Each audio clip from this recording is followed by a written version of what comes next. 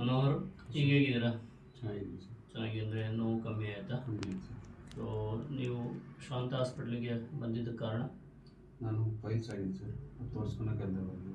ಎಷ್ಟು ದಿನದಿಂದ ಆಯಿತು ಫೈಲ್ಸ್ ನಿಮಗೆ? ನಾನು 6 ಮಂತ್ಸಿಂದ ಇತ್ತು ಸರ್. 6 months files. ಶಾಂತ ಹಾಸ್ಪಿಟ್ಲಿಗೆ ಬರೋದಕ್ಕೆ ಮುಂಚೆ ನೀವು ಬೇರೆ ಬೇರೆ ಹಾಸ್ಪಿಟ್ಲಿಗೆಲ್ಲ ಹೋಗಿ ಬಂದ್ರಾ? ಬೇರೆ ಹಾಸ್ಪಿಟ್ಲಿಗೆಲ್ಲ ಹೋಗಿದ್ದೀನಿ ಸರ್. ತುಂಬ ಹಾಸ್ಪಿಟಲ್ ತೋರಿಸಿದ್ದೆ ನಾನು. ಶಾಂತ ಹಾಸ್ಪಿಟಲಲ್ಲಿ ಚೆನ್ನಾಗಿ ಮಾಡ್ತಾರೆ ಅಂತ ಗೊತ್ತಿರೋರು ಹೇಳಿದ್ರು, ಅದರಿಂದ ಬಂದು ಇಲ್ಲಿ ತೋರಿಸ್ಕೊಂಡೆ. ಇದಕ್ಕೆ ಮುಂಚೆ ಶಾಂತ ಹಾಸ್ಪಿಟಲಲ್ಲಿ ನಿಮ್ಮ ಕಡೆಯವರು ಯಾರಾದರೂ ನನ್ನ ಅಡ್ಮಿಷನ್? ವೈಫು ಬಂದು ಅವಾಗ ತೋರಿಸ್ಕೊತಾ ಇದ್ರು. ಅವರಿಗೆ ಸ್ವಲ್ಪ ಹೊಟ್ಟೆ ನೋವಿದೆ, ಅದರಿಂದ ಅವ್ರು ಇಲ್ಲೇ ಅವಾಗ ಮಾಡಿಸ್ಕೊತಾ ಇದ್ರು.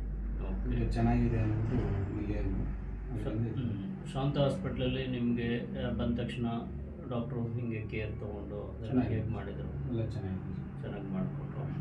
ನೀವು ಅಡ್ಮಿಷನ್ ಆಗಿ ಡಾಕ್ಟ್ರಾಗಲಿ ನರ್ಸ್ಗಳಾಗಲಿ ಚೆನ್ನಾಗಿ ನೋಡ್ತೀನಿ. ಅಡ್ಮಿಷನ್ ಆಗಿ ಎಷ್ಟು ದಿನ ಆಯಿತು ಇವತ್ತಿಗೆ? ನಾನು 4 ಡೇಸ್ ಆಯ್ತು ಸರ್. ಇವತ್ತು 4 ಡೇಸ್ ಆಯಿತಾ? ಹೌದು ಸರ್. ಸೊ ಬಂದಿನೇ ಆಪ್ರೇಷನ್ ಮಾಡಿದ್ರೆ ನಿಮಗೆ? ಬಂದಿದ್ದೀನೇ ಸಾಯಂಕಾಲ ಆಪ್ರೇಷನ್ ಮಾಡಿದೆ.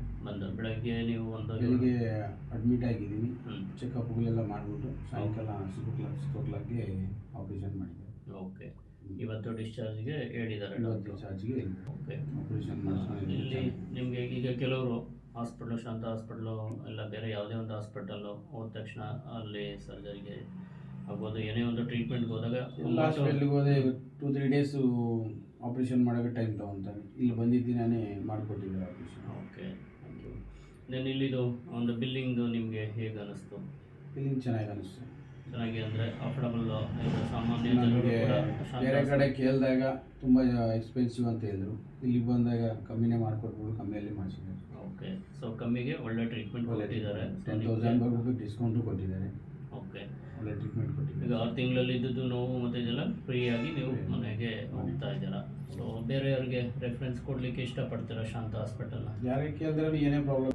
ಓಕೆ, ಅದೇ ಈಗ ನಿಮಗೆ ಪೈಲ್ಸಿಗೆ ಬಗ್ಗೆ ಪೈಲ್ಸ್ ಅಂತ ಗೊತ್ತಾಯಿತು, ಬಟ್ ಪೈಲ್ಸಿಗೆ ಬರಲಿಕ್ಕೆ ಕಾರಣಗಳು ಮುಖ್ಯವಾಗಿ ಒಂದು ಏನಂತಂದರೆ ಮೋಷನ್ ಹಾರ್ಡ್, ಕಾನ್ಸ್ಟಿಪೇಷನ್ ಅಂತ ಹೇಳ್ತೀವಿ, ಮಲಬದ್ಧತೆ ಅಂತ ಕನ್ನಡದಲ್ಲಿ ಹೇಳ್ತೀವಿ.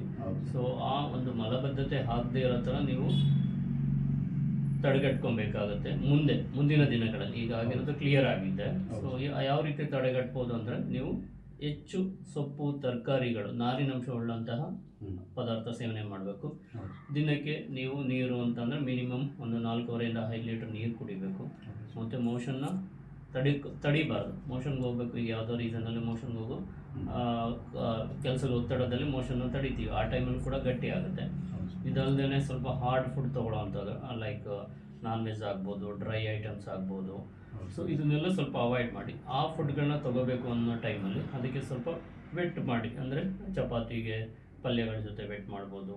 ಮತ್ತು ಉಪ್ಪಿಟ್ಟು ಇದನ್ನು ತಿನ್ನಬೇಕು ಅಂದಾಗ ಸ್ವಲ್ಪ ಮೊಸರನ್ನ ಹಾಕ್ಕೊಂಡು ಈ ಥರ ಯೂಸ್ ಮಾಡಿ. ಪ್ರತಿದಿನ ಒಂದು ಬಾಳೆಹಣ್ಣು, ಏಲಕ್ಕಿ ಬಾಳೆಹಣ್ಣು ತೊಗೊಳ್ಳಿ, ಮಜ್ಜಿಗೆ ಕುಡೀರಿ, ಒಂದು ದಿನ ಹಣ್ಣು ತೊಗೊಳ್ಳಿ. ಸೊ ಮತ್ತು ಕೆಲವರಲ್ಲಿ ಇದಕ್ಕೆ ಮೂಲ ಕಾರಣ ಮದ್ಯಪಾನ ಮತ್ತು ಧೂಮ್ರಪಾನ 2 ಇರುತ್ತೆ. ಅದನ್ನು ಸ್ವಲ್ಪ ಅವಾಯ್ಡ್ ಮಾಡಿಕೊಂಡು ನಿಮಗಿಲ್ಲ, ಬೇರೆಯವ್ರಿಗೆ ಹೇಳಿದ್ರೆ ಜನರಲಾಗಿ ಅದನ್ನು ಸ್ವಲ್ಪ ಅವಾಯ್ಡ್ ಮಾಡಿದ್ರೆ ಸೊ ಈ ಒಂದು ಮೋಷನ್ ಗಟ್ಟಿ ಆಗಲ್ಲ. ಮೋಷನ್ ಗಟ್ಟಿ ಆಗಲಿಲ್ಲ ಅಂದರೆ ಆ ಒಂದು ಏನಲ್ ರೀಸನ್ ಹಿಮೋರಾಯ್ಡ್ಸ್ ಅಂತ ಹೇಳಿದ್ರೆ ವೈನ್ಸ್ ಇರುತ್ತಲ್ಲ, ಅದು ಡೈಲೈಟೇಷನ್ ಆಗೋದು ತಪ್ಪುತ್ತೆ, ನಾರ್ಮಲಾಗಿ ಕೆಲಸ ಮಾಡ್ಕೊಂಡು ಹೋಗ್ತಾರೆ. ಸೊ ಹಾಗಾಗಿ ನೀವು ಮುಂದೆ ಈ ಥರ ಒಂದು ಪೈಲ್ಸ್, ಹೆಮರಾಯ್ಡ್ಸ್ ಈ ಒಂದು ಕಾಯಿಲೆ ಬರಬಾರ್ದು ಅಂದಾಗ ತಡೆಗಟ್ಕೊಳ್ಳೋಕ್ಕೆ ಇನ್ನೂ ಕೂಡ ನೀವು ಫಾಲೋ ಅಪ್ ಮಾಡಿದ್ರೆ ತುಂಬ ತರಕಾರಿ ತಿನ್ನಿ ಅಂತ ಹೇಳ್ತೀವಿ, ಸೊಪ್ಪು ತೊಗೊಳ್ಳಿ, ಹಣ್ಣು ತೊಗೊಳ್ಳಿ, ನೀರು ಜಾಸ್ತಿ ಕುಡೀರಿ, ಮತ್ತು ನಿದ್ದೆ ಕೂಡ ಇಂಪಾರ್ಟೆಂಟ್ ಆಗುತ್ತೆ. ಸೊ ಪ್ರಕೃತಿ ದತ್ತವಾಗಿ night is meant for sleep ಅಂತ ಹೇಳ್ತೀವಿ.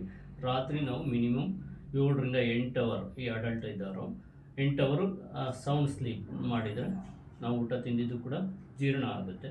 ಮತ್ತು ನೈಟ್ ಟೈಮಲ್ಲಿ ಸ್ವಲ್ಪ ಹೆವಿ ಫುಡ್ ತೊಗೊಳ್ಳೋದು ಬೇಡ, ಲೈಟ್ ಫುಡ್ ತೊಗೊಳ್ಳಿ. ನೈಟ್ ಟೈಮಲ್ಲಿ ಸ್ವಲ್ಪ ಮುದ್ದೆ, ಚಪಾತಿ, ನಾನ್ ವೆಜ್ ಈ ಥರದ್ದು ಏನಾದರೂ ಇದು ಬಂದಾಗ ಇನ್ನೂ ಒಂದು 3-4 ತುತ್ತು ತಿನ್ಬೋದು ಅನ್ನೋಲ್ಲಿ ಸ್ಟಾಪ್ ಮಾಡಿ. ಮತ್ತು ಒಂದು ಬಾಳೆಹಣ್ಣು ತೊಗೊಳ್ಳಿ, ಒಂದು ಅರ್ಧ ಗ್ಲಾಸ್ ಬಿಸಿನೀರು ತೊಗೊಳ್ಳಿ. ಊಟ ಮಾಡಿದ ತಕ್ಷಣ ಮಲಗಿಬಿಡಿ, ಒಂದು 15 ರಿಂದ 20 ನಿಮಿಷ ವಾಕ್ ಮಾಡಿ. ಸೊ ಇದೆಲ್ಲ ಮಾಡ್ಕೊಂಡು ಹೋದರೆ ಮುಂದೆ ನಿಮಗೆ ಈ ಸಮಸ್ಯೆ ಬರಲ್ಲ. ಸೊ ಇದನ್ನು ಫಾಲೋ ಮಾಡಿ ಚೆನ್ನಾಗಿರಿ. ಶಾಂತ ಹಾಸ್ಪಿಟ್ಲ್ ಕಡೆಯಿಂದ ಒಳ್ಳೆಯದಾಗಲಿ.